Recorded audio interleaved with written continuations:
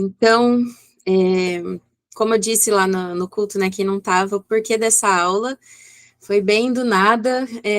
Quem estava na nossa célula viu, o Juvenal entrou zoando a Naná, porque a Naná tinha feito uma caixinha de pergunta e alguém perguntou, né, qual a sua visão escatológica? Aí ela, pré-milenismo histórico. Daí, nisso, o pastor chegou zoando, então quer dizer que você é pré-milenista, tipo... Aí, enfim, entrou nesse assunto na célula, houve curiosidade da Gi e da Brenda sobre o que é que a gente estava falando, o que era aqueles monte de nome. Nisso, eu falei assim, cara, vamos um dia, né? Eu sento e explico para vocês. Eu tenho uns cadernos de quando eu fiz aula, estudei sobre isso, e a gente conversa. Aí foi engraçado, porque daí nisso o senhor falou que não tinha que ser só para elas, que tinha que ser algo além disso.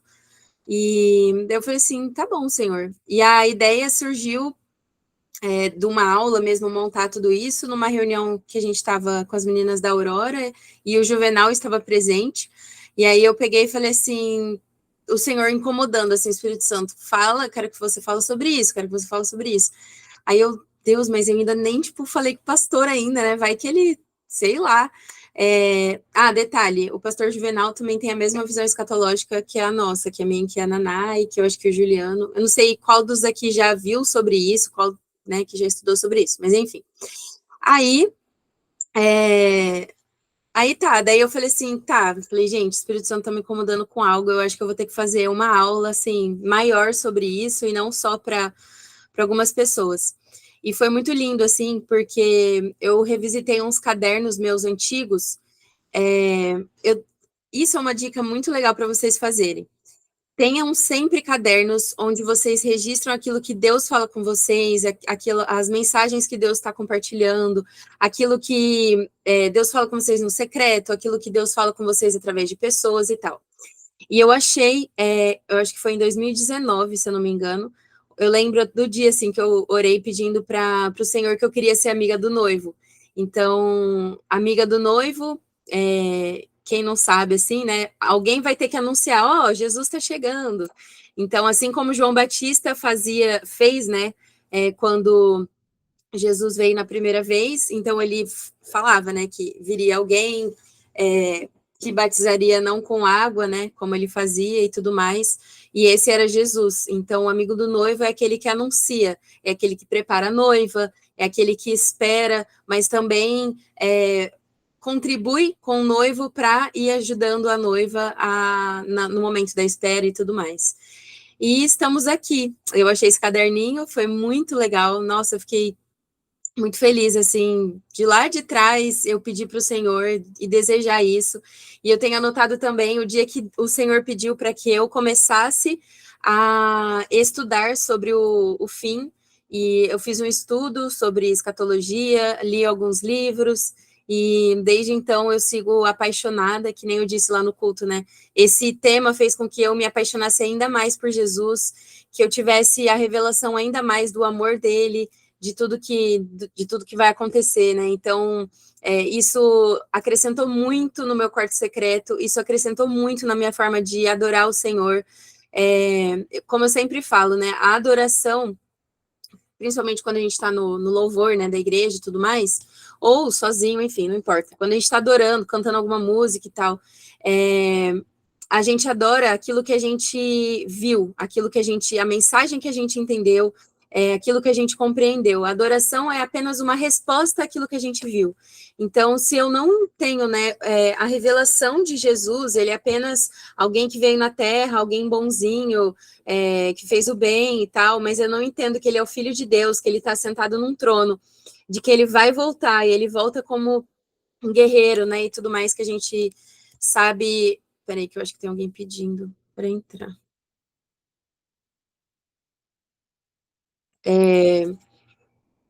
Até me perdi.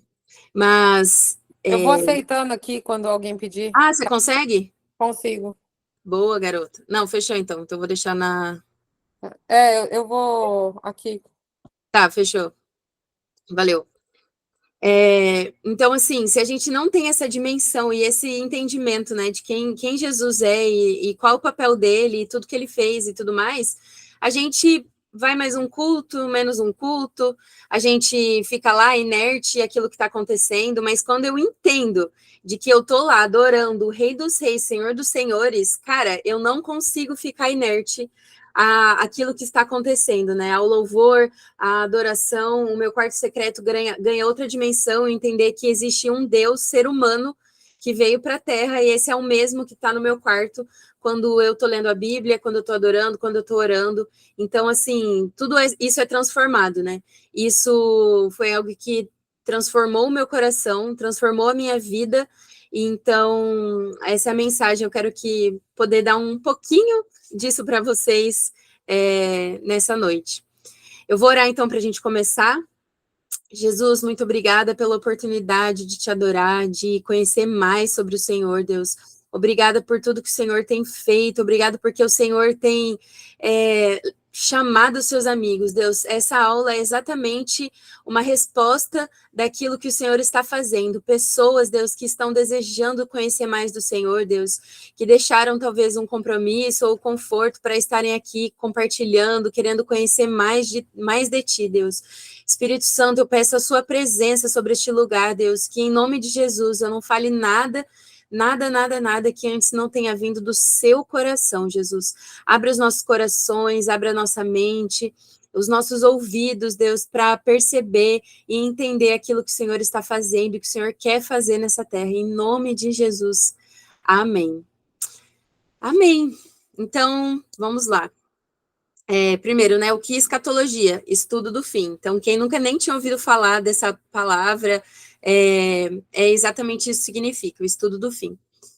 Portanto, consolai-vos uns aos outros com estas palavras. Então, por que estudar, né? A gente vai estudar os fim dos tempos para que a gente possa se preparar. E eu entendo, né? E as pessoas que estudam a escatologia entendem que isso reflete como a gente vive o hoje. Então, a gente estudar a palavra para todo mundo que tem fome e sede dele, deseja ele, e além disso, né, esse aspas aí, finalidade de se estudar sobre as coisas do fim é nos fazer crescer em amor e revelação de quem Deus é, e nunca deve servir para incentivar o desenvolvimento de um espírito de debate ou orgulho, mas de mansidão e humildade.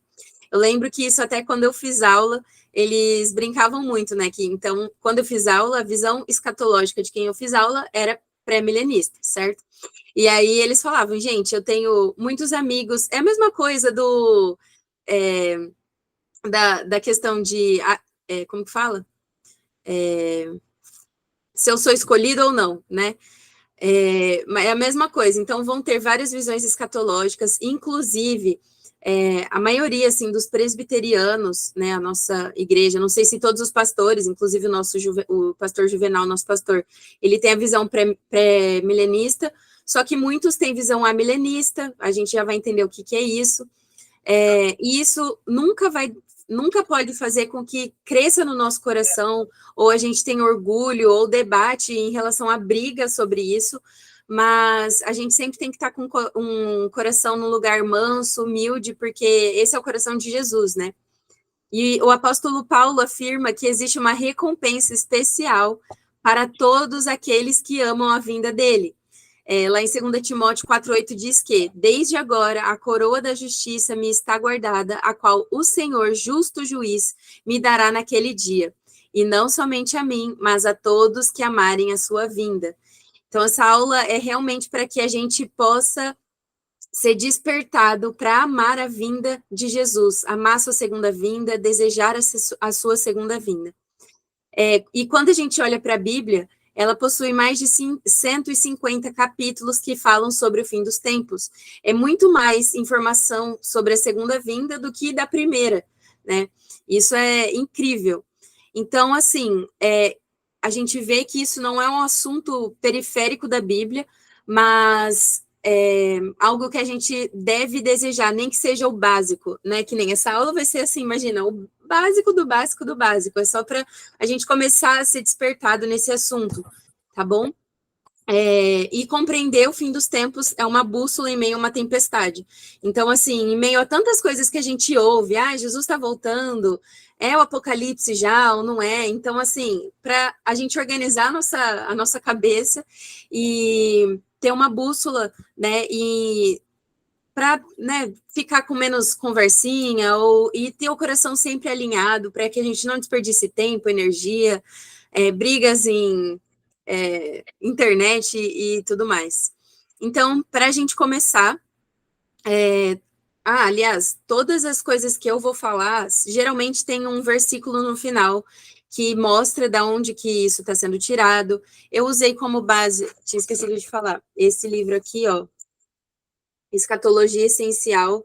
Eu fiz o curso da base, que é o ministério deles, a base livros, que esse livro é do Vitor Vieira, é muito bom, depois eu deixo lá no grupo para vocês, e ele dá uma aula, quem for ler o livro vai ver que a minha aula foi basicamente tirada de lá para que eu tivesse uma linha cronológica de entendimento. Eu acho que esse livro ele é essencial, como diz o título. Então, vamos lá. O que os discípulos entendiam da vinda de Jesus, da segunda vinda. Então, eles criam num reino literal, eles proclamavam o evangelho com a expectativa na restauração de Israel. Terceiro, a ressurreição dos mortos era uma grande expectativa dos apóstolos. E quarto, enfrentar o martírio e a perseguição não era nenhum problema para eles. Até, né, todos eles, menos João, foram martirizados. Muitos deles tiveram mortes piores da que Jesus teve na cruz. Então, para eles, isso não era problema nenhum, desde que a mensagem daquilo que eles viram, né? Eles eram literalmente testemunhas. Testemunho é o quê? Alguém que viu algo e fala daquele algo. Então, testemunha não é daquele que ouviu falar, mas aquele que viveu e proclamou. Então, eles foram testemunhas vivas, né, daquilo que eles viram. Agora a gente vai entrar nas visões escatológicas.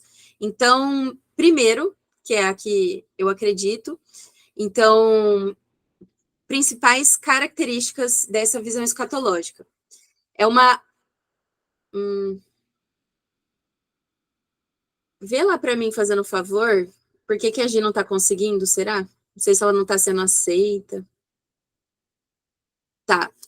Então, a primeira visão é abordar o pré-milenismo histórico, que tem como características, né? Então, tem uma abordagem literal da profecia bíblica. Então, a gente não acredita que aquilo que está escrito na Bíblia é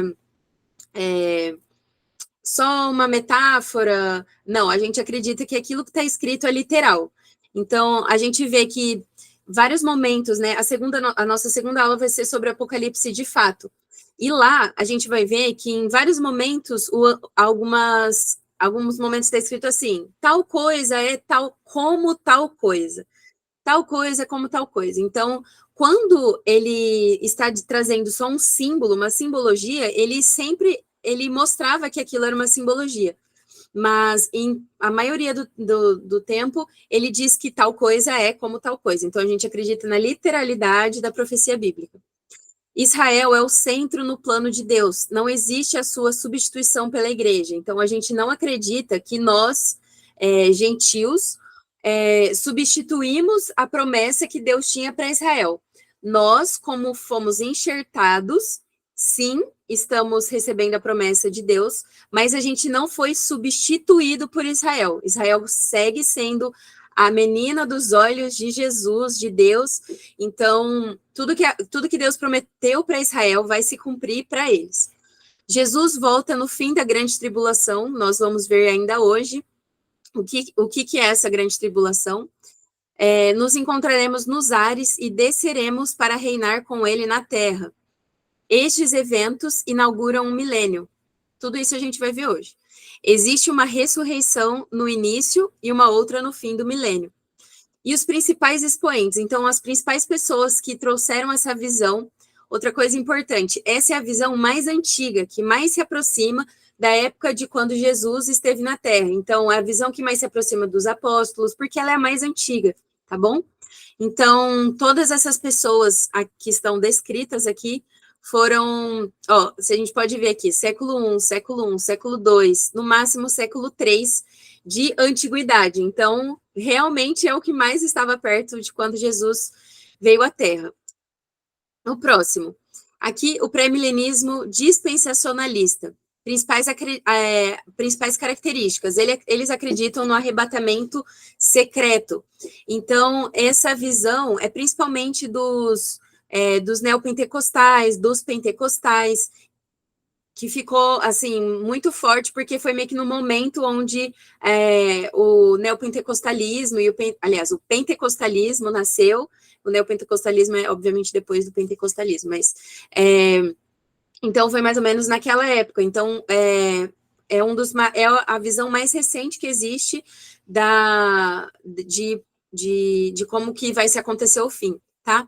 Então, eles acreditam no arrebatamento secreto, então é como se vocês com certeza ouviram falar daquele filme Deixados para Trás, ou de que você arrebatado e aí do nada a pessoa some e assim, uns ficaram, outros não foram, meu Deus, aconteceu o arrebatamento, eu fiquei, eu não fui. Então, esse é o pré-milenismo dispensacionalista.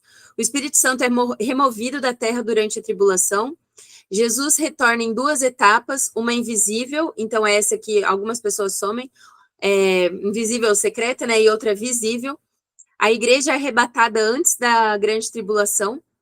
Deus lida com Israel e com a igreja em dispensações diferentes, e a segunda vinda iminente. Então, iminente no sentido de vem a qualquer momento, a gente não vai saber nem o dia nem a hora. Jesus vem como um ladrão. A gente vai entender isso, que esse texto, né, existe na Bíblia, Jesus vem como ladrão, mas ele está falando para outras pessoas e não para nós. Vamos entender tudo isso. Amilenismo, então, como eu disse, muitos dos presbiterianos, não todos, isso vale enfatizar, não todos, acreditam dessa forma. Então, é o seguinte, o milênio, ele é simbólico para eles. 1000 anos não significam 1000 anos, mas um determinado período de tempo entre a primeira e a segunda vinda de Cristo.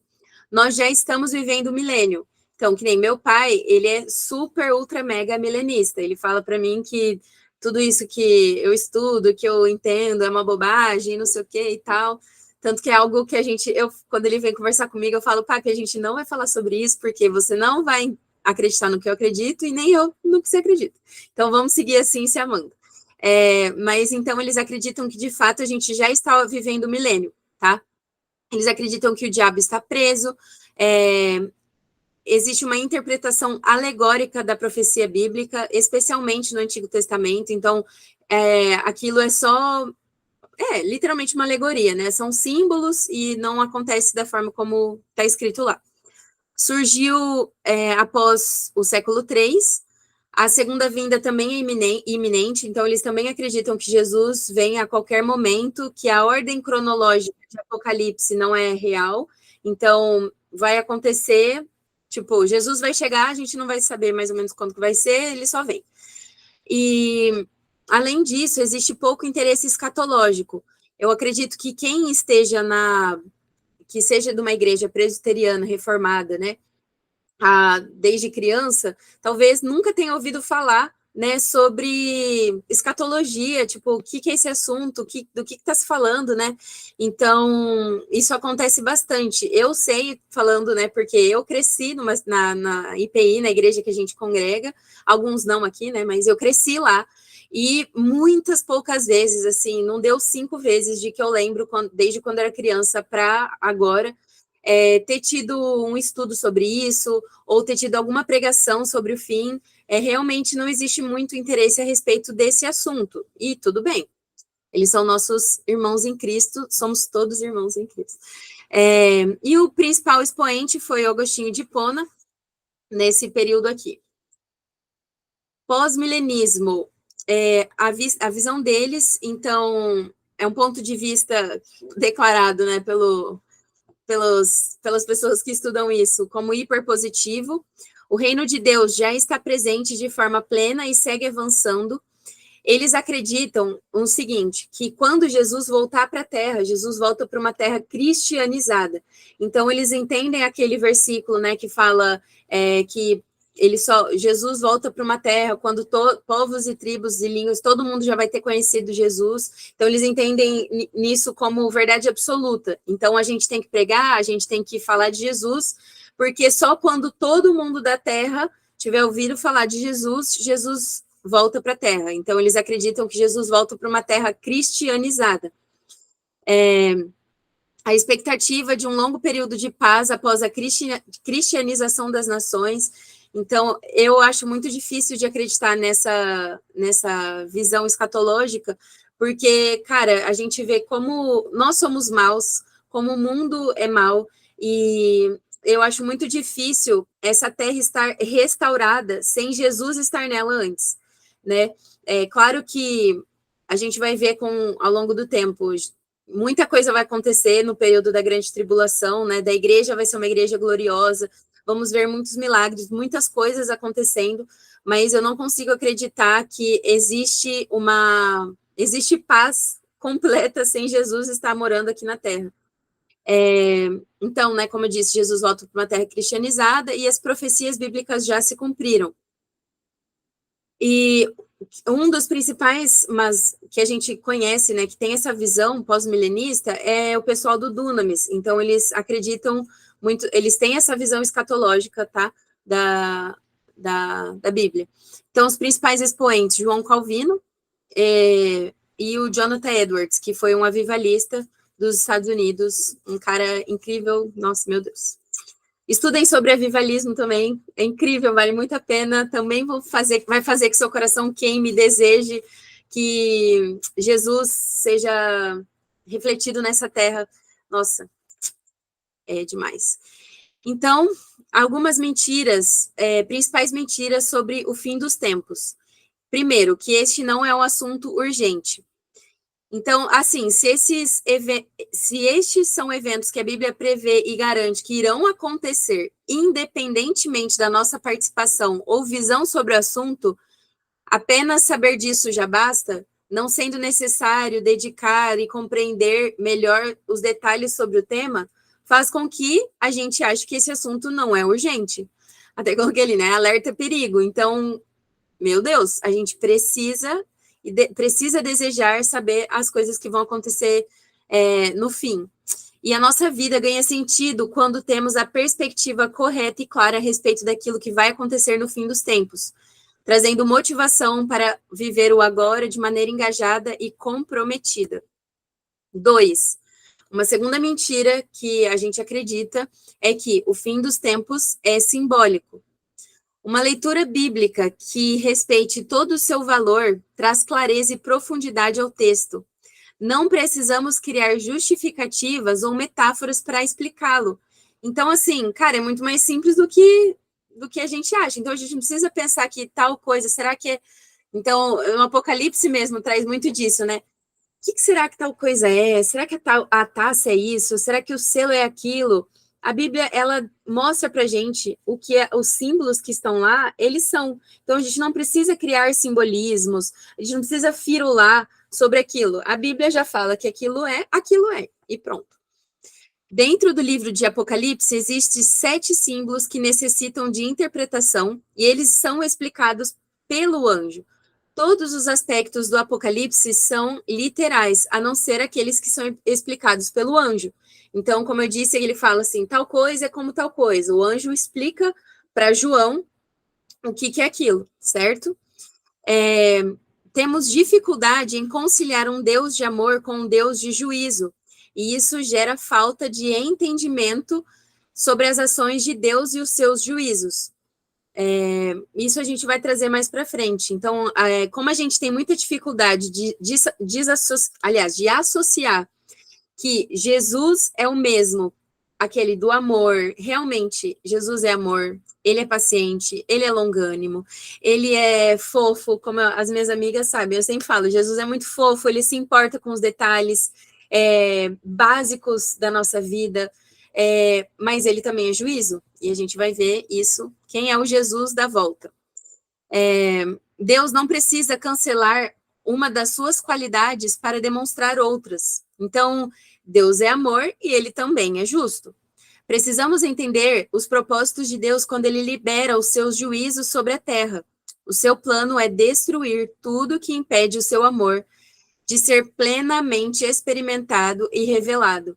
Então, assim, tudo aquilo que existe e existiu de maldade contra o povo de Deus, né, todas as pessoas que são martirizadas, hoje mesmo, né, está acontecendo guerras ao redor do mundo, pessoas que acreditam, né, em outra coisa, matando cristãos. Em Moçambique, a gente tem acompanhado uma guerra, já faz muito tempo, mas agora está bem, bem intensa, contra os cristãos, bem triste, assim, e a gente vê que isso está acontecendo e aconteceu, e Jesus, ele não pode ficar inerte a isso que acontece, porque senão ele ia ser contra ele mesmo. Então, ele vem sim com juízo sobre a terra, tá bom? Terceiro, é difícil de entender, a gente ouve muito, né? Jesus disse em Mateus 24:15, quem lê, entenda. Então, muito provavelmente, grande parte da nossa dificuldade de entendermos o que a Bíblia diz se deve ao fato de não querermos realmente aceitar o que ela quer dizer. Ou também pelo fato de a gente não desejar ler a Bíblia, né? Claro que no começo eu vejo por mim, e até hoje, né, gente? A gente precisa ter, por que chama disciplina espiritual? Oração, leitura da palavra, jejum e tudo mais. Porque, cara, a nossa carne não deseja isso. A gente não quer parar o nosso tempo para ler a Bíblia, para passar tempo com Jesus. Então, às vezes a gente fica tipo, é difícil entender, ou existe toda aquela aura sobre Apocalipse, aquele medo, né, que existe, tipo, sobre como as coisas acontecerão, porque a gente nunca parou para ler. Eu falo por mim também. Eu tinha muito medo, né, quando eu era criança, adolescente, sobre o fim dos tempos e tudo isso. Por quê? Porque eu não abri o livro e fui ler o livro. Então, isso acontece muito. Como existe muito estigma, as pessoas não leem e não buscam saber. Então, acaba gerando tudo isso e as pessoas seguem sem saber, seguem sem conhecer. 4. Ninguém sabe o dia e nem a hora, e Jesus vem como um ladrão, que é isso que eu estava falando para vocês lá naquele momento. De fato, ninguém sabe. A única pessoa que sabe exatamente o dia marcado é o Deus Pai. A Bíblia é muito clara quanto a isso.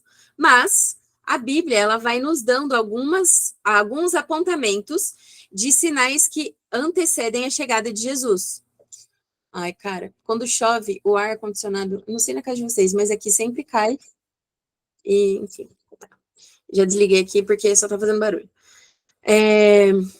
Tá, então assim, quando a gente olha Mateus 24 é um evangelho, né? Então, que já mostra vários apontamentos do que precede a vinda de Jesus, tá? Marcos 13, Lucas 21.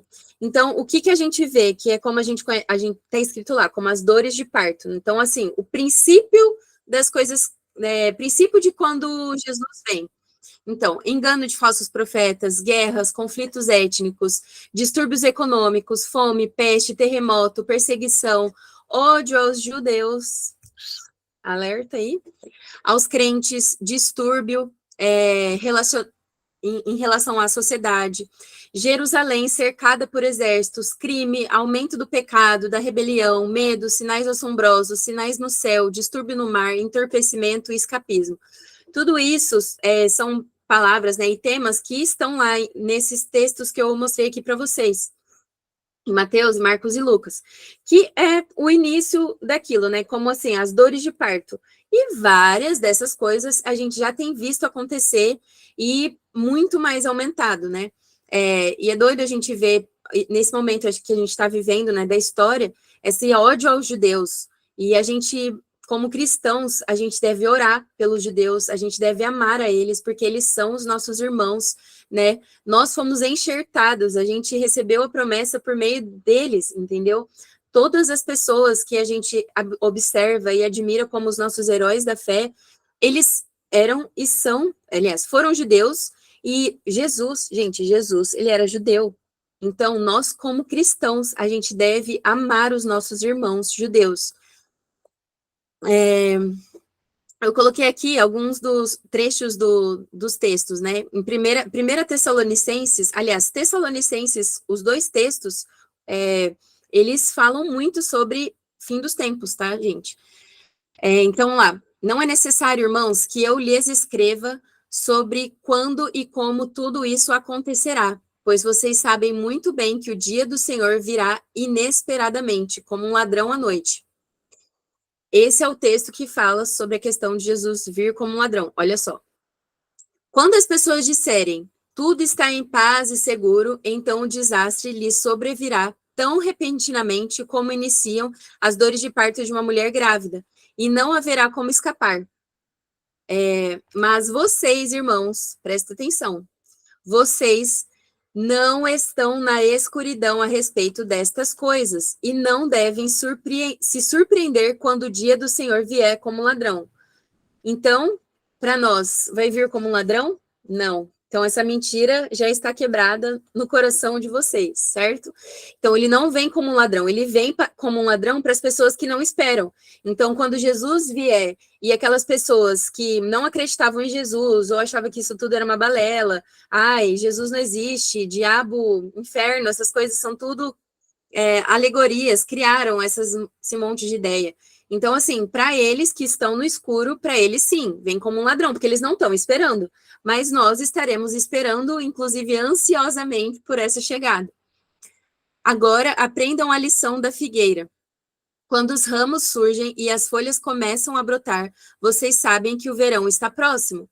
Da mesma forma, quando virem todas estas coisas, saberão que o tempo está muito próximo, à porta. Jesus está falando isso. Então, isso daqui, ó, tudo que a gente vê aqui em Marcos, em Mateus, em Lucas, são os princípios, né? Que nem Jesus fala ali, aprenda essa lição da figueira. Então, começa a surgir o ramo, as folhas começam a brotar. Então, vocês sabem que o verão está próximo. Então, quando essas coisas começarem a acontecer, fique atento, porque tá para chegar. Aqui é sobre a teoria do arrebatamento secreto, que é aquela que foi a primeira que eu estava explicando para vocês. Então, ela foi criada há menos de 200 anos, foi nos anos de 1800, a primeira vez em que se começou a pensar no arrebatamento de forma separada da segunda vinda. Este ensino se propagou e se consolidou como uma visão escatológica através de John Darby e do autor da conhecida Bíblia de Estudo Scofield, que daí foi a Bíblia que os pentecostais usam, né? Eu acredito, não sei, mas eu acredito que eles usam até hoje. E aí essa compreensão escatológica foi difundida naquele filme que eu falei para vocês, o Deixados para Trás. Eu vi esse filme, eu lembro do dia que eu vi, e cara, como essa visão e esse filme, ele não contribui para que a gente espere e apresse a vinda de Jesus, porque gera um medo tão sinistro. Eu tinha um medo, cara, quando eu vi esse filme, das pessoas, tipo, subindo e a roupa ficando no chão, e aí uns iam, outros não iam, e aí as pessoas viviam, aí essa visão entende que nesse período onde tem o arrebatamento secreto e algumas pessoas sobem, muitos ficam aqui na Terra, só que ficam numa terra, num lugar onde não existe Espírito Santo. Então, as pessoas meio que são deixadas para trás e estão vivendo ali sem o Espírito Santo, numa agonia. Gente, é desesperador. Porém, a Bíblia nos diz que todo olho verá, certo? E Apocalipse 1:7 falam, vejam, ele vem com as nuvens do céu e todos verão, até mesmo aqueles que o transpassaram, e todas as nações da terra se lamentarão por causa dele. Sim e amém. Certo? Então, todo olho verá. Então, agora, nós vamos começar, de fato, a estudar alguns tópicos, né, sobre escatologia. E o primeiro que eu deixei aqui para nós...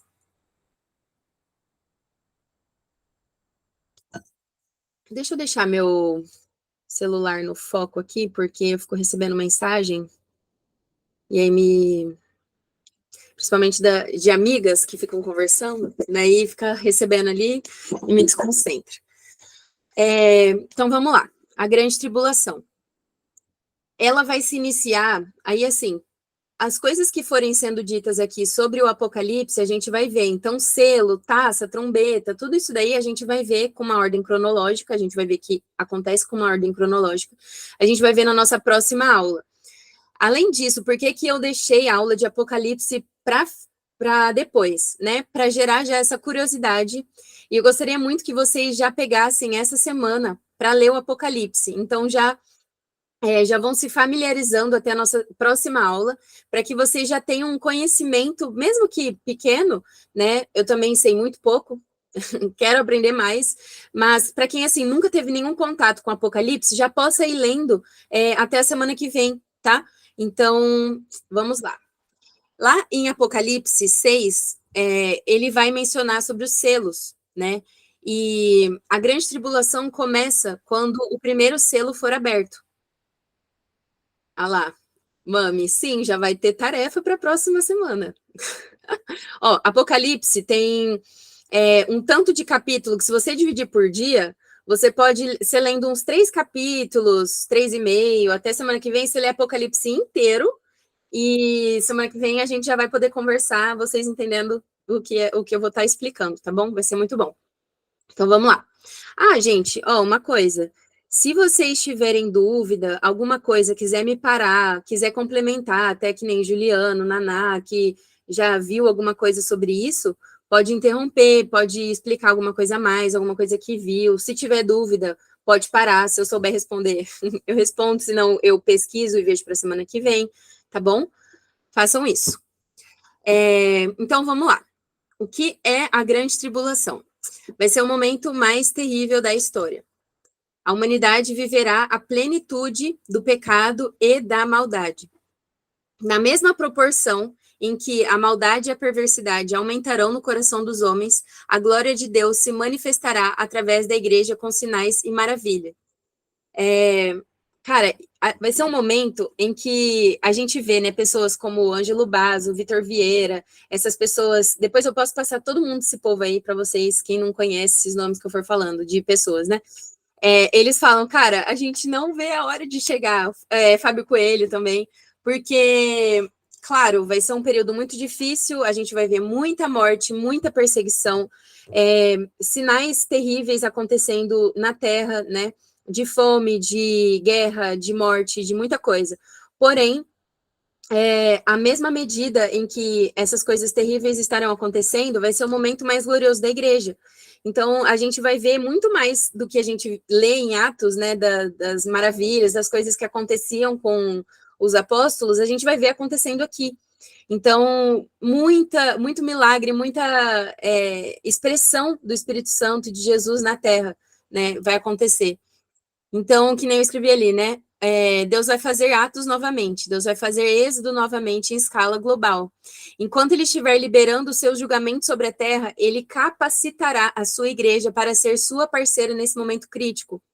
Portanto, o dia do Senhor será terrível para aqueles que não o conhecem e grandioso para aqueles que estarão ao lado de Cristo. Eis que lhes enviarei o profeta Elias antes que venha o grande e terrível dia do Senhor.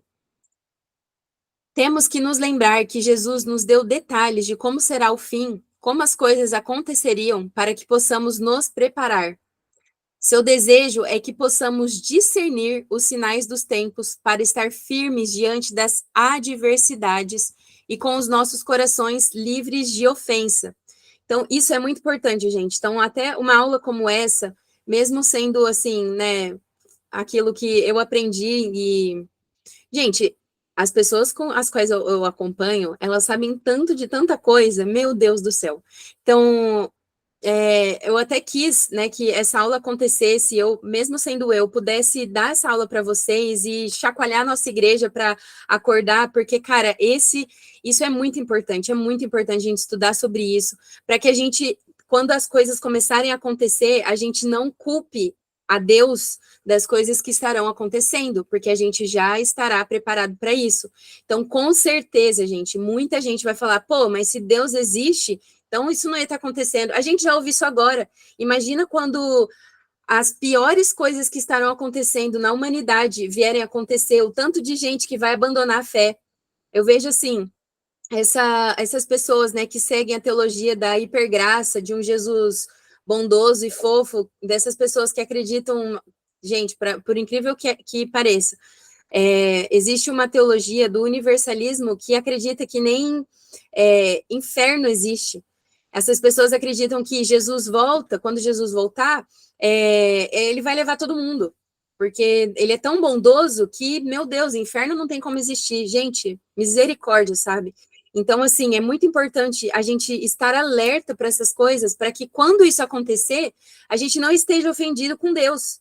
Onde já se viu, se Deus fosse bom mesmo, a guerra lá não estava acontecendo, destruição em tal floresta que a gente sabe que vai acontecer, contaminação da água e tal, que a gente vai ver em Apocalipse que vai acontecer, a gente esteja com o coração totalmente livre de ofensa.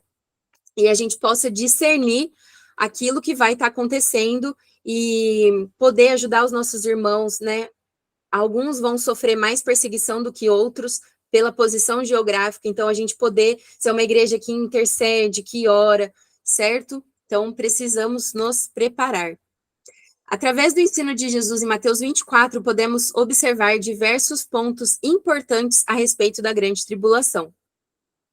Este será o período mais violento e drástico da história, com eventos destrutivos como se jamais viu antes. Em Mateus 24:14 diz que a abominação da desolação, isto é, uma maldade terrível que causa desolação sem precedente, sinalizará o início do período da grande tribulação. Isso acontecerá quando? O que significa abominação desoladora? Esse termo exatamente. Quando no templo judeu em Israel, o anticristo exigir para si a adoração devida somente a Deus. Então, o anticristo vai se sentar no trono que foi destinado para Jesus, no trono de Davi, e ele vai se assentar nesse trono. Então, isso vai acontecer. Segundo, nós estaremos aqui para ver tudo isso acontecer, Mateus 24:15. Mas não apenas isso, a igreja de Deus se levantará para brilhar mais forte em meio às densas trevas. Então, se nós formos pessoas, né, do fim, que vai viver esse período da grande tribulação, nós estaremos aqui para brilhar no meio dessas trevas, no meio disso tudo.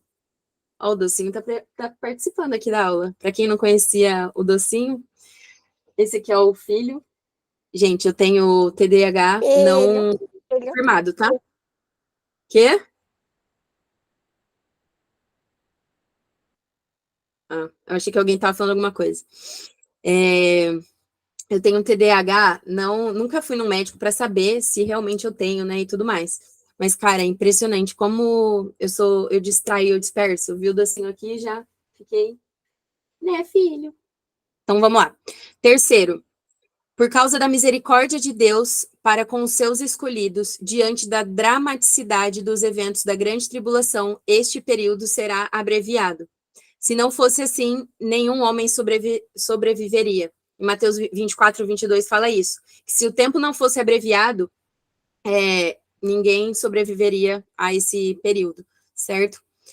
Ao explanar a sequência dos eventos da grande tribulação, Jesus afirma que, logo em seguida, a tribulação daqueles dias, o sol escurecerá, a lua não dará sua claridade, e as estrelas cairão do firmamento, e os poderes do céu serão abalados.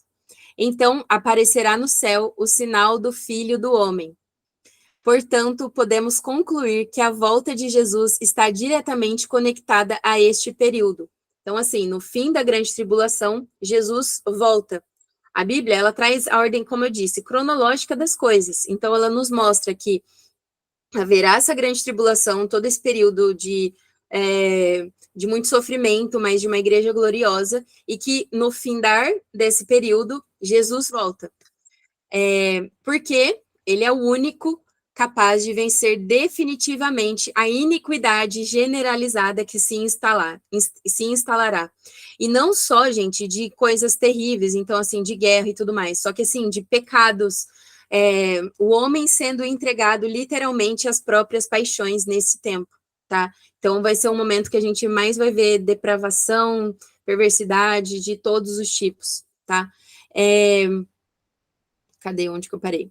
Entretanto, todos os textos bíblicos que abordam tais acontecimentos os conectam a um contexto imediatamente subsequente da restauração com o retorno de Cristo. Então, a gente vê grande tribulação, Jesus volta, período de restauração, que vai ser o milênio, certo? O arrebatamento dos santos e o milênio se iniciando.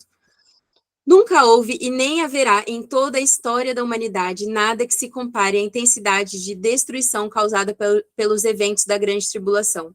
Nem mesmo as maiores tragédias que temos ciência já ocorridas ao longo da história humana pode ser comparada à gravidade dos acontecimentos que se darão no período que precederá a vinda de Jesus. Muita perseguição em relação aos judeus, mais do que a gente já viu na história, mais do que a gente já viu em Hitler.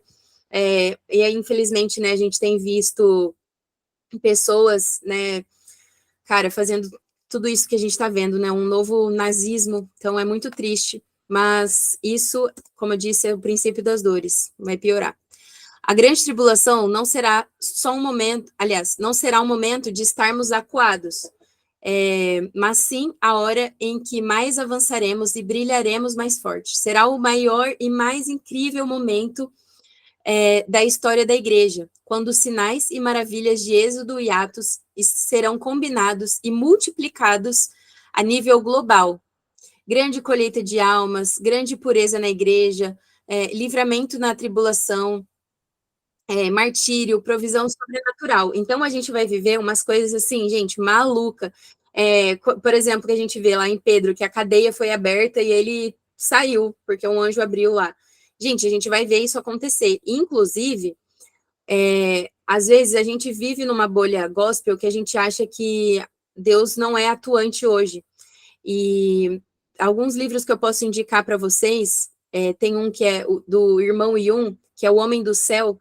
Ele viveu, gente, umas coisas semelhantes à Bíblia. Ele viveu isso. Ele estava preso, ele estava com as pernas totalmente quebradas, porque ele levou uma surra. Ele viveu na época da China comunista, tipo, ainda é, né, óbvio, a gente sabe que ainda tudo isso acontece, só que lá atrás, quando o comunismo se instaurou lá, e era terminantemente proibido, né, o cristianismo, então, e por ele ser um cristão, ele sofreu coisas terríveis, e uma das fugas que ele teve da prisão, não foi só uma, mas uma delas, ele estava com tudo da parte de baixo, da cintura para baixo totalmente quebrado, onde para ele ir tomar banho, pessoas tinham que carregar ele até o lugar e tal, porque ele não conseguia.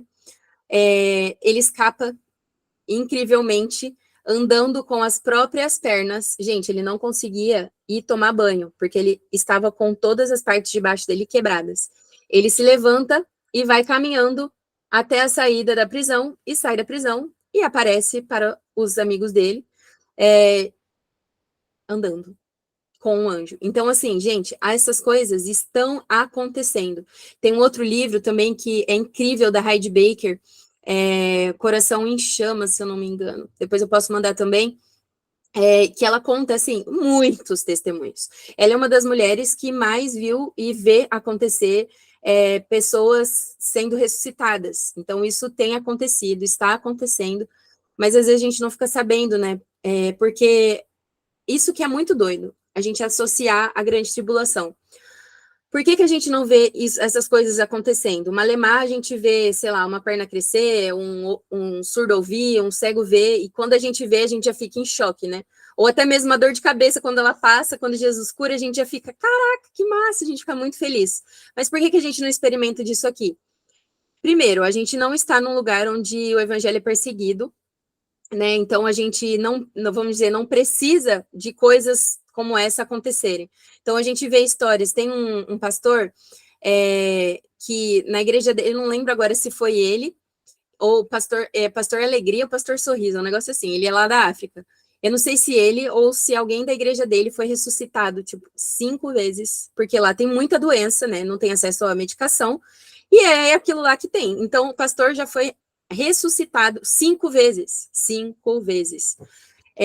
Então, assim, porque é ele que tem lá, no meio do nada, entendeu? Então, lá eles vivem muito isso, porque não tem, o evangelho é perseguido, eles não têm recursos médicos, não têm recursos de medicamentos, então eles veem isso muito acontecer, por conta disso, e também porque eu vejo que eles não estão com esse evangelho que a gente vive aqui, que é praticamente uma canção de ninar nos nossos ouvidos, né? Onde a gente acorda, vive a nossa vida, tal. Aí às vezes vai na célula na semana, aí às vezes vai num culto no domingo, e a gente não passa tempo com Jesus, né? Então, como que a gente vai viver essas coisas maravilhosas se a gente não conhece nem o dono do milagre, né? Então, eu vejo assim, tem um testemunho que eu vi uma vez que me impactou muito, que de uma mulher falando assim, ela e o marido dela, eles viviam num lugar que era muito perseguido, uma igreja perseguida lá no Oriente Médio. E aí eles receberam uma oportunidade de de ir para os Estados Unidos e para morar lá. E aí eles estavam morando lá e tudo mais, vida e tal, não sei o quê, vai na padaria, volta. E aí ela falou assim, amor, não tem como eu continuar num lugar onde essas pessoas usam do evangelho para ser apenas uma música de niná. Eu preciso voltar para o lugar onde a gente consegue viver o evangelho de verdade. Essas pessoas aqui têm a oportunidade de pregar para o padeiro na padaria e elas não fazem. As pessoas têm o evangelho, têm a Bíblia na palma das mãos e elas não valorizam isso. Enquanto a gente vê, né, que nem esse irmão Yun, gente, o testemunho para ele conseguir a primeira Bíblia dele, gente, foi algo assim surreal. Ele jejuou, se eu não me engano, por 40 dias para ele conseguir o primeiro pedaço de Bíblia dele. Então, assim, a gente não vive essas coisas extraordinárias porque a gente não está sendo perseguido, porque a gente não quer. Então, a gente não deseja buscar Jesus intensamente, fervorosamente, com toda a nossa alma, com todo o entendimento. Então, a gente deixa de desfrutar algumas coisas. Porém, nesse período, né, voltando para a aula, nesse período da grande tribulação, a gente não vai ter alternativa. A gente vai estar sendo perseguido, a gente vai estar vendo pessoas ao nosso lado morrer por conta do evangelho, então a gente vai precisar buscar o Senhor com toda a nossa alma, com todo o nosso entendimento, certo? E quanto tempo durará isso? A duração desse período é apresentada de diversas formas na Bíblia, mas sempre com o mesmo período, tá, gente? De 3 anos e meio. Então, a gente vê representado como 1.200. Opa, aqui. A gente vê, então, um período de 1.260 dias, 40 meses, tempos e metade de um tempo. A gente vê isso lá em Daniel. Daniel, gente, para quem gosta desse assunto de escatologia, Daniel é um livro, assim, prato cheio para escatologia. Lá tem muito, muito, muito, muito. Muitas das coisas que a gente vai falar tá lá no livro de Daniel, tá? Ezequiel também.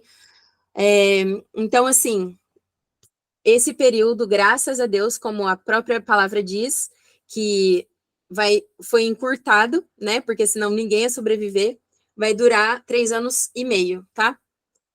A profecia bíblica sobre a grande tribulação revela que o evento que marcará o início desse período dramático é a abominação desoladora. Então, é aquilo lá que eu falei para vocês, quando o anticristo, né, se senta no trono que é pertencente, né, ao Senhor, e fizer uma profanação naquilo lá, ele vai usurpar o lugar santo no templo judeu. Então, é aí que a gente vai experimentar o início da grande tribulação. Então, concluindo que antes que se inicie este tempo, é necessário haver uma reconstrução do templo judeu em sua localização original, o Monte do Templo na cidade de Jerusalém e a plena retomada dos rituais cerimoniais judaicos no templo, para que então se cumpra a profecia. E isso é muito importante, né, a gente saber e conhecer, para que a gente, como eu estava falando, né, teologueiro de Instagram, as pessoas falem, não, porque agora que está acontecendo a guerra lá em Israel, nossa, Jesus está voltando.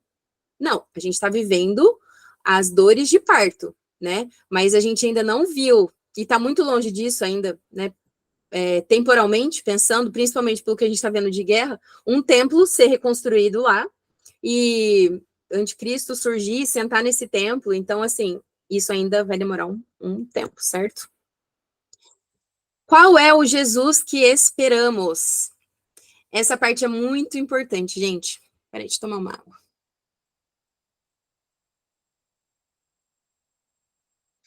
Até aqui, alguém quer comentar alguma coisa? Alguém tem alguma dúvida?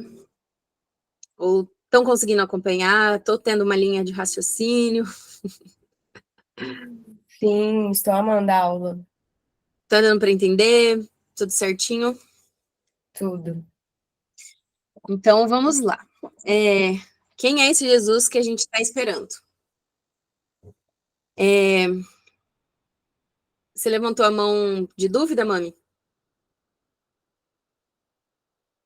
Acho que não. A Bíblia não diminui quem Jesus é para evitar que nos escandalizemos. Pelo contrário, o próprio Jesus é quem diz: bem-aventurado é aquele que não se escandalizar em mim. Jesus, ele é revelado como o próprio Deus em toda a sua grandeza. Ele é cheio de alegria, graça, misericórdia e amor, mesmo enquanto é consumido por um zelo e por uma ira santa. Porque assim, gente, aquela típica frase, né? O Senhor ama o pecador, mas odeia o pecado. É isso. Ele odeia o pecado, ele odeia, ele abomina. Tanto que o único momento, pensa só, gente, para vocês terem noção, com certeza vocês já ouviram isso, mas eu quero enfatizar isso. Por que que Jesus, ele suou sangue? E por que que ele estava tão desesperado? E por que que ele pediu para que o cálice se afastasse dele? Por quê? Não é pelo o sofrimento que ele sofreria daqui a algumas horas. Claro que isso também devia gerar uma angústia, porque ele era ser humano, né? Ele não era só Deus. A gente tem que ter a noção de que Deus era ser humano. Mas, quando a gente olha os apóstolos, eles sofreram martírios e sofriam perseguições e sofriam retaliações nos corpos deles, e eles saíam cantando, alegres. Então, Pedro mesmo foi pendurado uma cruz de cabeça para baixo, porque ele não se achava digno de morrer da mesma forma que Jesus. Então, assim, não foi necessariamente pelo sofrimento físico, mas o sofrimento de Jesus e tudo aquilo que ele pede para que o Pai afastasse o cálice, foi para que... Docinho. Foi para que... porque daqui a pouco ele estaria afastado do Pai. Porque, assim, gente, quando Jesus está lá na cruz e hora que ele está lá e ele, né, vai morrer e tudo mais, e o pai se afasta dele, que ele fala: pai, por que me abandonaste? Nesse momento, todo o pecado da humanidade, de tudo que aconteceu, de tudo que está acontecendo e tudo que vai acontecer, tô arrepiada, veio sobre ele naquele momento. Então a angústia foi tanta, porque, gente, nunca o pai se afastou do filho, nunca eles deixaram de ter plena comunhão.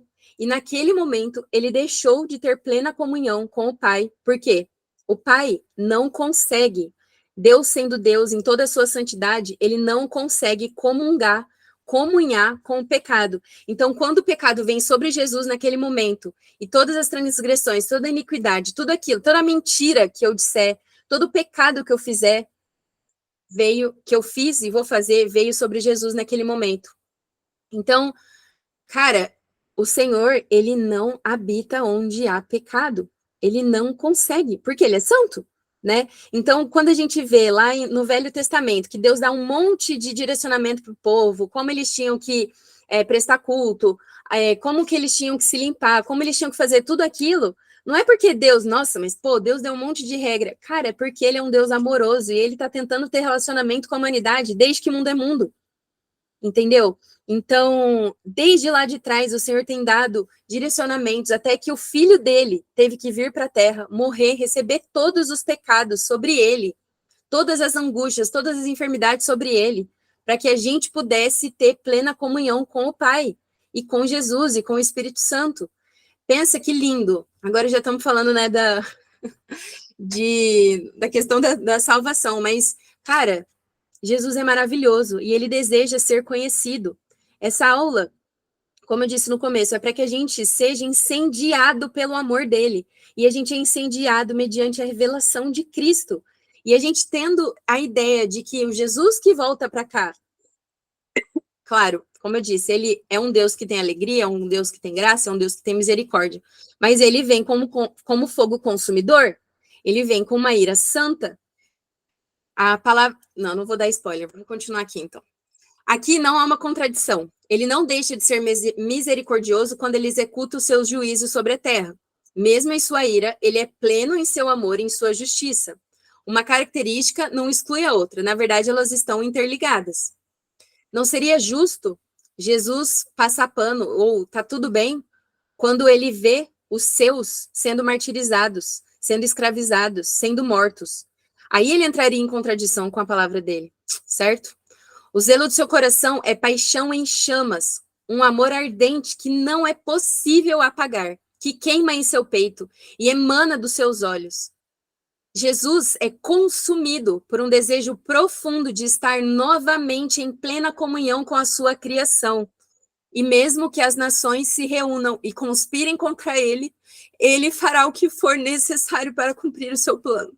E a gente vê que um Deus desse, que existe tanto amor, que existe tudo isso que eu tô falando para vocês, ele ainda é odiado, ele ainda é negligenciado, as pessoas ainda seguem conspirando contra ele.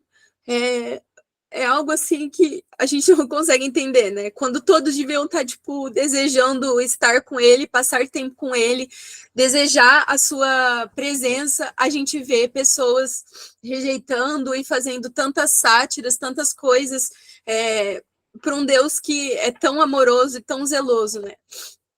Mas a gente tem que compreender e crer que Jesus virá em um contexto bélico militar, para dar fim às disputas insolucionáveis.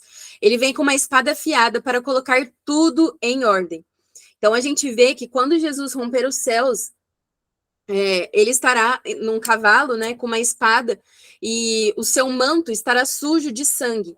A gente vai ver a ordem cronológica disso acontecer, mas Jesus, ele vem como alguém que vai vingar o seu povo, alguém que vai trazer restauração para a terra. E ele vem com uma ira santa, porque ele vai ter que, né, santificar tudo que existe aqui. Ele marchará na terra do Oriente Médio, esmagando seus inimigos, e terá as suas vestes sujas de sangue. Fala que seu manto vai estar todo sujo. O manto sujo de sangue revela o nível de envolvimento que ele terá com a nossa causa e com a redenção de sua criação. Ele não é um Deus distante. Ele mesmo está pessoalmente envolvido com todas as dinâmicas do fim dos tempos. Este rei conquistador que vem com zelo e paixão no coração deve ser o Jesus que aguardamos.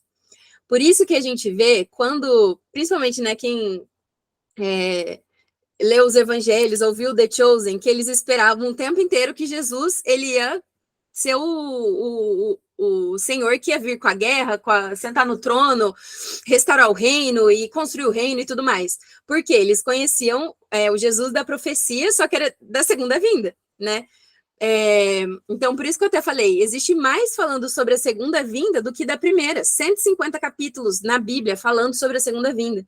Então, eles esperavam esse Jesus, né? O Jesus que ia destruir tudo, ia restaurar tudo. Mas não, Jesus veio primeiro para mostrar o amor, a redenção, como a gente viver, como a gente servir ao próximo, as condutas, né, de vida, como a gente iria, né, se religar ao Pai por meio da vida dele. Agora, a segunda vinda, gente, Jesus vem assim como os discípulos esperavam a vinda dele, certo? Eu amo essa parte que fala de Jesus, e toda vez que eu vou falar de Jesus, eu choro. Quem já me viu cantando, quando eu tô cantando, assim, cara, eu tenho essa dimensão, não tem como... Ah lá, já tô chorando. Não tem como ficar com os olhos secos, sabe, gente? Porque eu sei, e eu imagino cada um olhando para a própria história, sabe de onde Jesus tirou a gente, sabe? E ver que ele sempre tem olhos de amor e braços estendidos, esperando um abraço para o retorno para a casa do Pai, sabe? E que ele é um Jesus que não acusa a gente, mas pelo contrário, ele deseja nos amar, nos cuidar e derramar, sabe, do amor dele. É uma graça que é irresistível. E eu falo, né, quando eu estive, né, num período longe de Jesus, eu era como um peixe fisgado pela boca. Não tinha como eu ir tão longe. E graças a Deus, né, o Senhor me restaurou, me trouxe de volta e me fez fascinada pela beleza. E é isso que eu sempre falo. Desejo ajudar os meus amigos a serem fascinados pela beleza dele. E que realmente, sabe, vocês possam ser a cada dia fascinados pelo amor dele, desejar a vinda dele, mas não só a vinda, mas viver agora. Que é uma coisa que eu sempre falo, como que a gente deseja passar a eternidade com Deus que a gente não conhece? Como que a gente deseja passar a eternidade com alguém que a gente não tem vontade de passar 10 minutos aqui? Com alguém que se revelou por meio da palavra e a gente não abre a palavra dele, sabe? Então, cara, a gente precisa ser acordados para isso, espertos para isso. A gente precisa desejar a presença dele agora, porque por que eu quero passar a eternidade com alguém que eu não faço ideia de como é, o que pensa? Gente, Jesus, ele nos convida e nos chama a ser amigos dele, porque lá atrás ele já falou, né? Não os chama mais servos, mas amigos. Mas por quê? É o amigo, que nem quem que sabe tudo da minha vida e tudo mais? As minhas amigas, a Naná que tá aqui. Ela sabe de tudo. Por quê? Porque a gente passa tempo, a gente se liga, a gente conversa. Eu abro os meus medos, ela abre os medos dela para mim.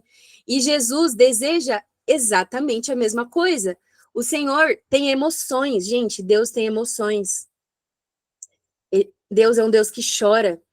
Quando a gente viu lá que Jesus chorando, né, porque ele perdeu um amigo, embora ele soubesse que daqui a pouco ele ia ressuscitar, né, mas ele chorou porque ele viu a dor dos amigos dele que estavam sofrendo porque um ente querido morreu. Então o Senhor tem emoções, o Senhor chora quando ele vê crianças sendo vendidas, crianças sendo, sei lá, estupradas, mulheres sendo vendidas.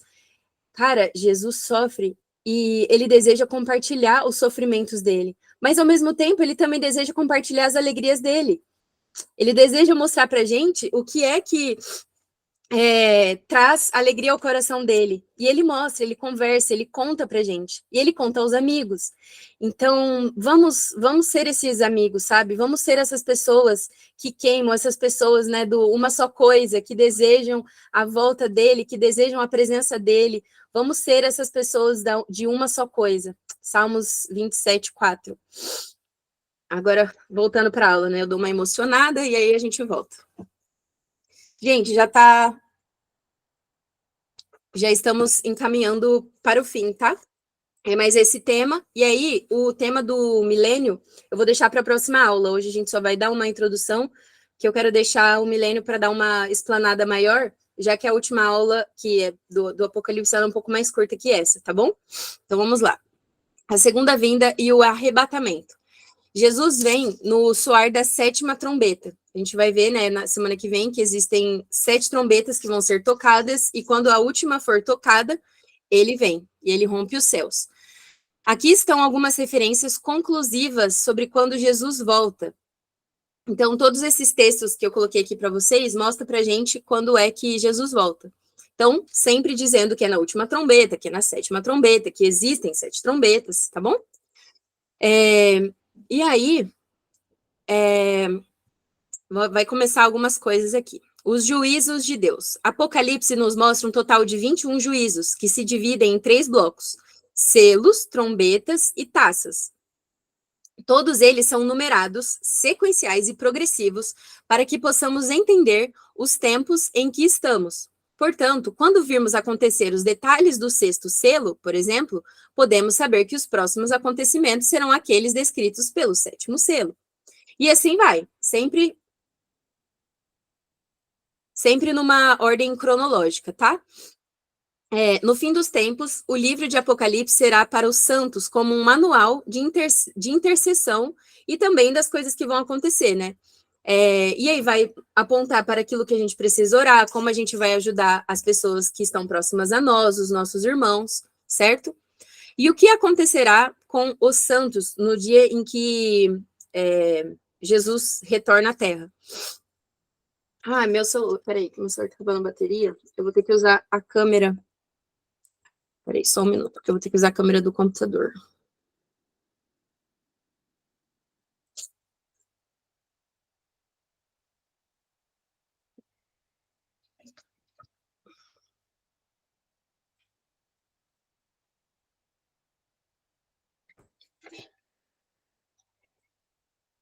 Tá. Bom, agora não vejo mais nada, só vou ver a apresentação. Então, vamos lá. O que vai acontecer com os mortos? Então, os mortos ressuscitarão primeiro, nesse texto, 1 Tessalonicenses fala isso. Os que estiverem vivos e em Cristo nos dias da volta de Jesus, junto com os que ressuscitaram, serão arrebatados e o encontrarão nas nuvens, nos ares, e agora estaremos eternamente com o Senhor. Então, o que acontece? Jesus vai romper os céus, a última trombeta tocou, Jesus rompe os céus, os mortos ressuscitarão primeiro, e os que estiverem vivos e em Cristo, a gente se encontra juntos. Então, vamos supor que Jesus volta na nossa era, agora. Jesus tocou a trombeta e tal, ele tá vindo agora. Os mortos, aquelas pessoas, eu tô ali no cemitério, gente, então eu ia ver de camarote tudo que ia acontecer. Misericórdia. Aí, depois que os mortos são ressuscitados, a gente encontra Jesus nos ares, junto com todos esses que estão sendo ressuscitados. A gente recebe o corpo glorificado, e assim que recebemos corpo glorificados, voltamos à terra e receberemos... imediatamente nos ares recebemos recompensas eternas, em Apocalipse fala isso, e aí a gente volta para a terra e vamos reinar com Cristo por 1000 anos. Isso é próxima aula. Então, Jesus, ele vem nas nuvens, então vamos descer, né, das nuvens com todos os santos, todos os anjos, faremos como se fosse uma procissão em altura e em velocidade, que permite que todo olho veja, lembra que eu falei, todo mundo vai ver isso tudo acontecer. Enquanto ele percorre, todo mundo vai ver, né, o Senhor percorrendo toda a latitude e longitude de terra habitada. Então, ele vem com a glória do Pai, ele vem com grande poder, ele vem com chamas de fogo, e ele vem como um relâmpago. Segunda etapa, Jesus virá marchando como um guerreiro, agora por terra, descendo no Egito e caminhando pelas nações do Oriente Médio. Todos esses textos aqui mostram isso que eu tô falando, tá, gente? A sua marcha por terra revela o seu comprometimento com a causa da justiça e é a manifestação do seu amor e zelo ardente. Jesus é o rei guerreiro, filho de Davi, que subjugou os povos ao redor de Israel e habitou em paz e prosperidade. Jesus libera fogo dos céus, assim como fez Elias, consumindo tudo o que compete e impede que o amor de Deus seja plenamente manifesto e experimentado.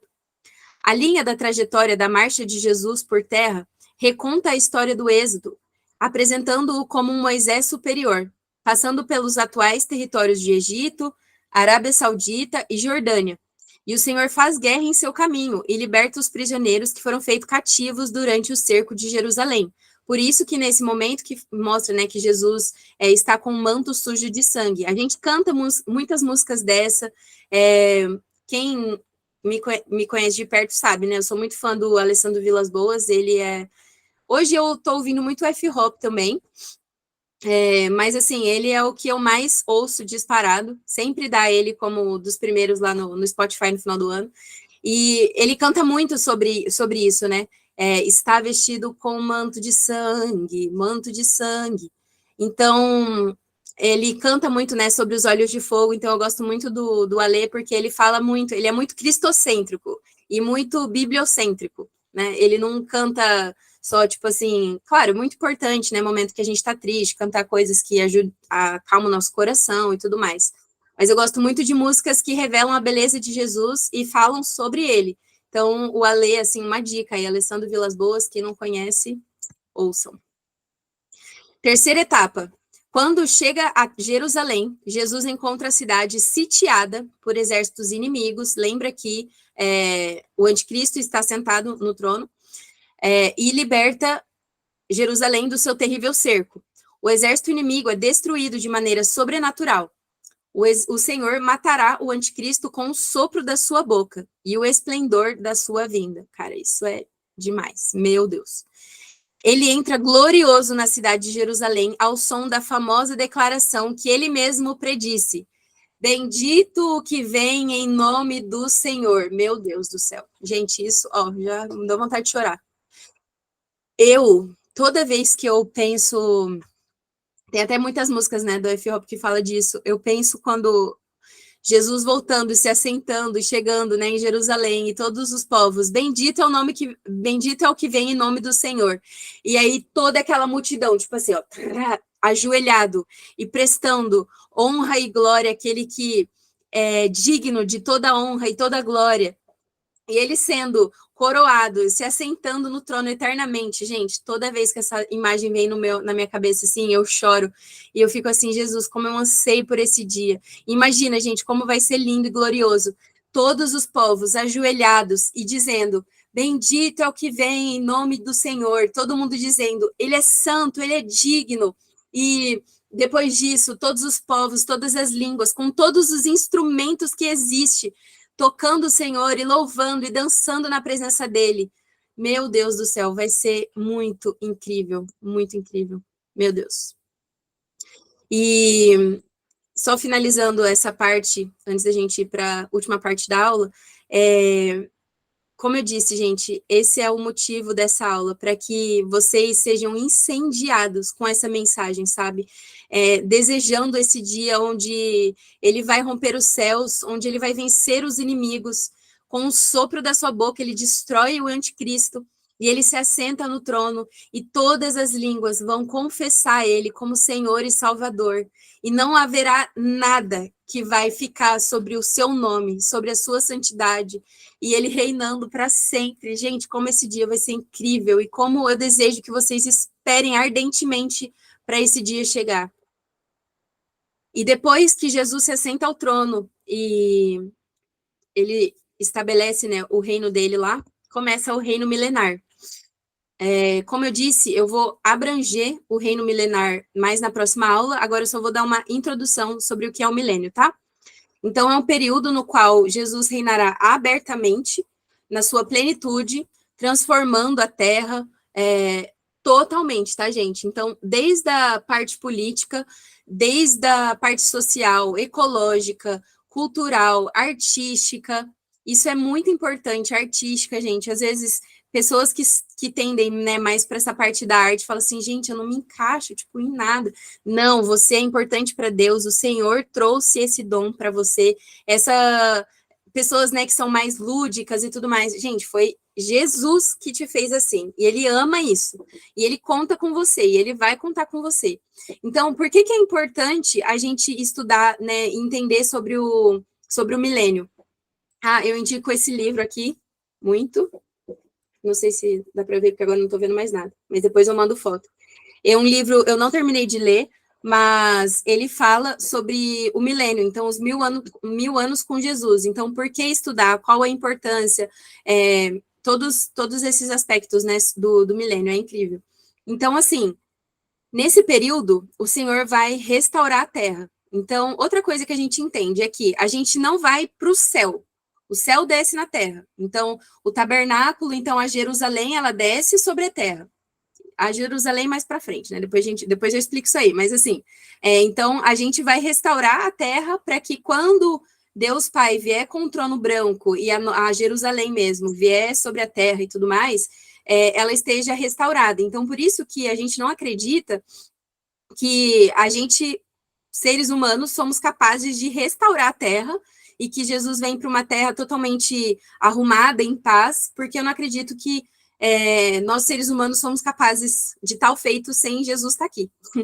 Então, o seu reino, o reino de Jesus vai ser visível e causará um impacto em todos os aspectos da existência humana e em sua vida cotidiana. Nesse período, teremos a dimensão natural fluindo de maneira otimizada pela dimensão espiritual. Então, a gente vai ter uma dimensão natural, só que as coisas vão fluir diferente, até porque a gente vai estar com o corpo glorificado, a gente vai ter Jesus aqui na Terra, então a gente vai ter essa dimensão espiritual também. E o mais incrível é que o Senhor, ele vai contar com a gente para essa restauração da Terra. Então, por que é importante também a gente conhecer sobre tudo isso? Porque o Senhor, hoje, eu sendo a melhor médica que eu puder ser para o meu paciente, eu creio que Jesus vai poder contar comigo nesse tempo. Ele fala assim, cara, ela foi fiel, ela fez, deu o melhor, então, assim, eu vou poder contar com ela. Quem é engenheiro? Cara, vou dar o exemplo da Naná de novo. A Natália, ela foi a melhor engenheira que poderia ter sido. Ela foi excelente na forma de lidar com as pessoas. Ela foi excelente na hora de construir o prédio. Ela não faz isso, mas enfim, né? Na reforma lá, enfim. E quando Deus precisar de pessoas, dos biólogos que estão lá, tipo assim, que lutam pela causa ecológica, que lutam para que a gente não seja porco e taca o lixo no chão e tudo mais. Então, tudo isso o Senhor vai escolher para trabalhar junto com ele, porque ele deseja que a terra seja restaurada, então ele vai contar com aqueles excelentes. O meu primo lindo, maravilhoso, que está aqui, que é um excelente engenheiro químico, sempre foi excelente em tudo que ele fez, sempre, sempre, sempre. Gente, ele era o primo, assim. Ele e o Vavá, que é o irmão dele, eram porque os seus primos e tal. Então, assim, eles sempre foram excelentes em tudo que eles fizeram. E o Senhor vai contar, entendeu? Porque estaremos restaurando tudo, que nem o irmão do Ivan, né, o Vavá. Ele é advogado. Então, o Senhor vai contar nisso, porque vai ter toda uma mudança de ordem política, econômica, social, tudo vai ser restaurado.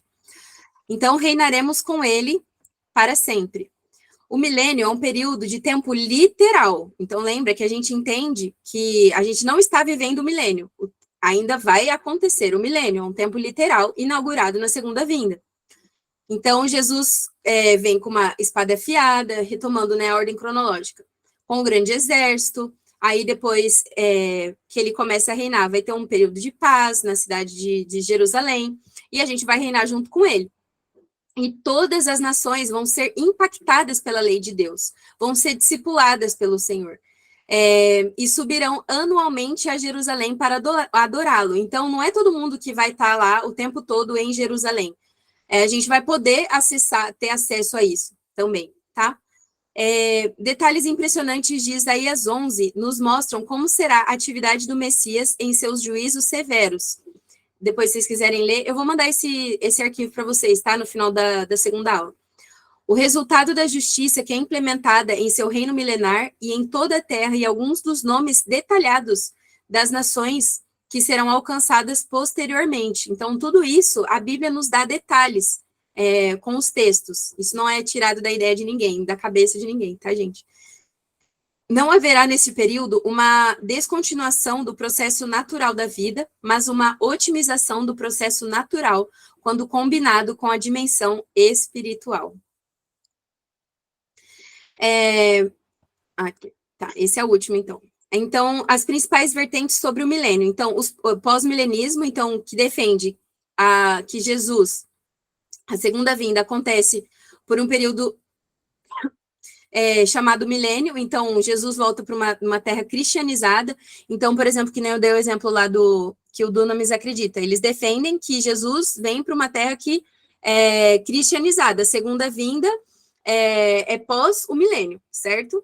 O amilenismo, então, há de não existir, então, é simbólico. Então, a gente já está vivendo o milênio é figurado, e o que a gente está estudando, o pré-milenismo. Então, a gente entende que Jesus primeiro vem à Terra, e o milênio é inaugurado depois da segunda vinda, e depois, né, da grande tribulação e tudo mais. Certo? Muito obrigada aos meus amigos que ficaram até agora.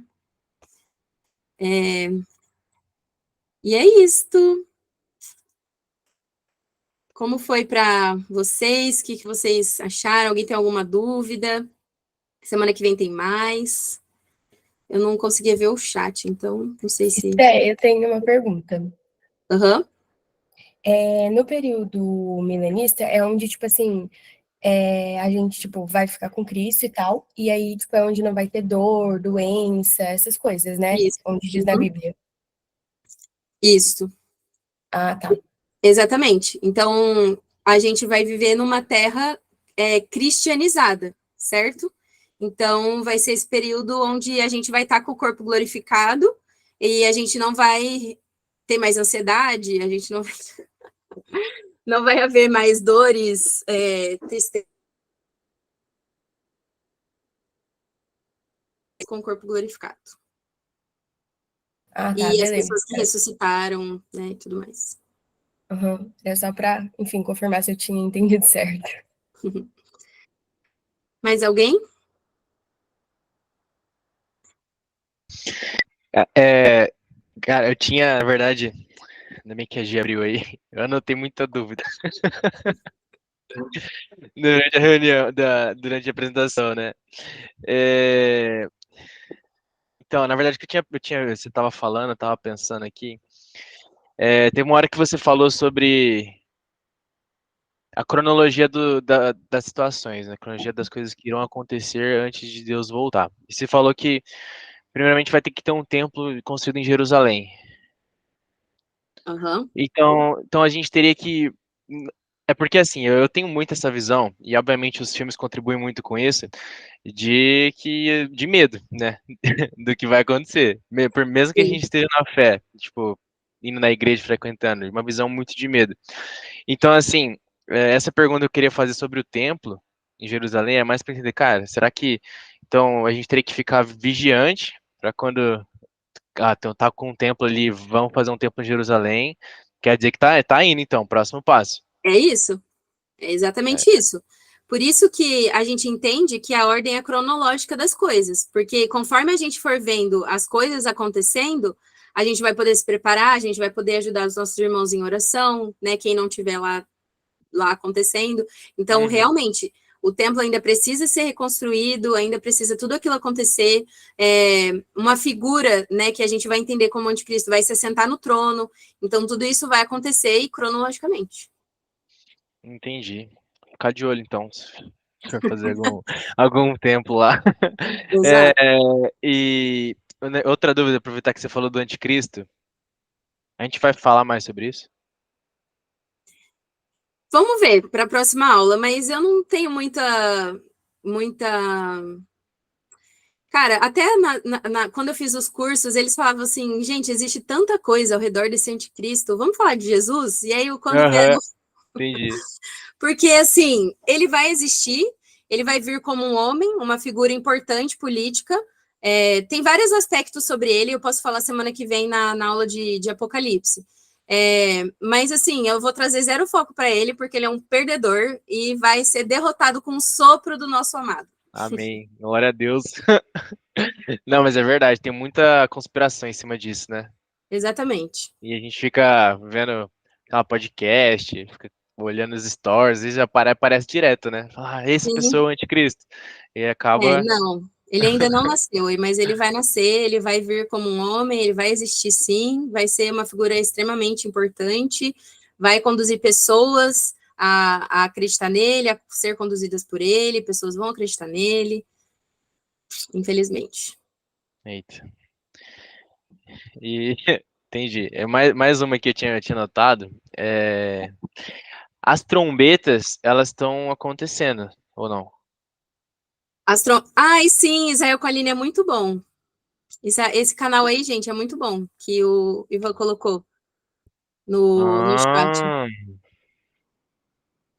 Esse canal é uma mulher que ela é judia, ela mora lá, inclusive, o marido dela está no fronte de guerra lá, e ela, nossa, ela é uma mulher incrível, assim, traz bastante coisa sobre Israel, ela é muito, muito 10. nossa, que Diga que você legal. falou da trombeta. Não, a trombeta ainda não foi tocada, Mas nenhuma, nenhuma foi. nenhuma. Primeiro, a ordem dos fatos, Ah, selo, trombeta e taça.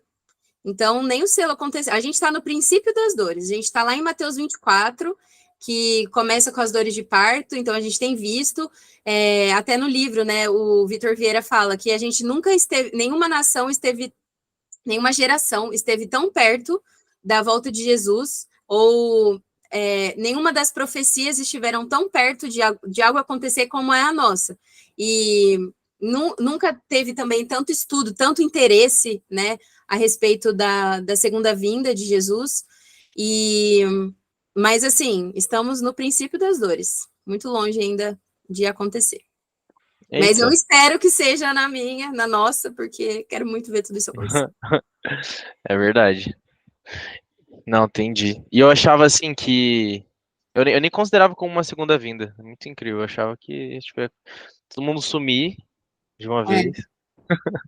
infelizmente. E, Né? Então, e acaba tendo essa cultura, né? Querendo ou não, filmes também acabam trazendo isso. Sim, total. Por isso que é E, importante a gente estudar, né? Conhecer, não, assim, demais, estudar a Bíblia mesmo. demais. E eu tinha anotado mais uma última coisinha, é que quando acontecer o milênio, a gente vai acontecer aqui na Terra, então. Então é Isso, como se a gente está esperando, só que a gente não vai para o céu. Então seria isso. A gente isso. Aham, ficaria na Terra. Essa é a exato, ideia. exatamente. Então, quando a gente fala, por exemplo, a gente vai morrer e vai para o céu. Aí é diferente, porque assim, é como se já e ainda não. Porque quando a gente morre, existe um céu. Existe, tá lá. O Senhor está sentado sobre um trono, os anjos, os anciãos, todo mundo lá. Quem morreu está já diante da presença de quem morreu com Cristo, está diante do Senhor já agora. Existe um céu. Só que a Bíblia fala que quando Jesus vem, a gente se encontra com ele nos ares e aí a gente desce. A Bíblia é muito clara em relação a isso. A gente não vai para um céu e viver num, sei lá onde. Não, a gente vem para a terra, Uhum. entendeu? Então, é iniciado o milênio após Jesus vir, a gente se encontra com ele nos ares e a gente desce e começa a reinar com ele. Nossa, tapa na cara de tudo que eu pensava. Mas é normal, eu também, nossa, gente, quando eu comecei, eu falei, caraca, não Ah, sabia nada, ainda sei nossa, muito é pouco. essencial. Essencial Uhum. esse estudo. Mas que legal. Valeu, Sté. Mais alguém? Não? Eu vou orar então para a gente finalizar, agradecer o Senhor por esse tempo. Jesus, muito obrigada por esse tempo, obrigada pela vida de cada um que ficou aqui, que deseja conhecer mais do Senhor, Deus. Como eu disse, não é à toa que o Senhor despertou essas pessoas que estão aqui na aula a estudar, querer saber mais sobre o Senhor, Deus. Obrigada pela chama que o Senhor tem colocado nos nossos corações, Jesus. Obrigada por esse tempo, obrigada por tudo que o Senhor falou ao meu coração, ao coração dos meus irmãos, Deus, e que realmente eles possam ser incendiados, Jesus, pelo seu coração que queima, Deus. Queremos ser apaixonados pelo Senhor, Deus. Que essa semana a gente possa desejar buscar mais o Senhor, Deus, buscar o Senhor no nosso quarto secreto e ter interesse pelo Senhor, Deus. Obrigada mais uma vez, que o Senhor traga uma noite de sono aos meus amigos, em nome de Jesus, amém. Amém. Amém. Obrigada, amigos. Até semana que vem. Quem vamos ver no culto? Até algum dia aí do culto, sexta e tal. Beijo, beijo. Selma, fiquei muito feliz que você está aqui também. Vi depois, eu já tinha começado a aula. Glória a Deus pela sua vida. Obrigada, Mamita, que também participou. A Selma é prima da minha mãe, então minha prima também. Fiquei muito feliz. E, amigos, muito obrigada. Deus é bom e até semana que vem. Amém, Capíssimo, valeu. até, beijos. Beijo! Até.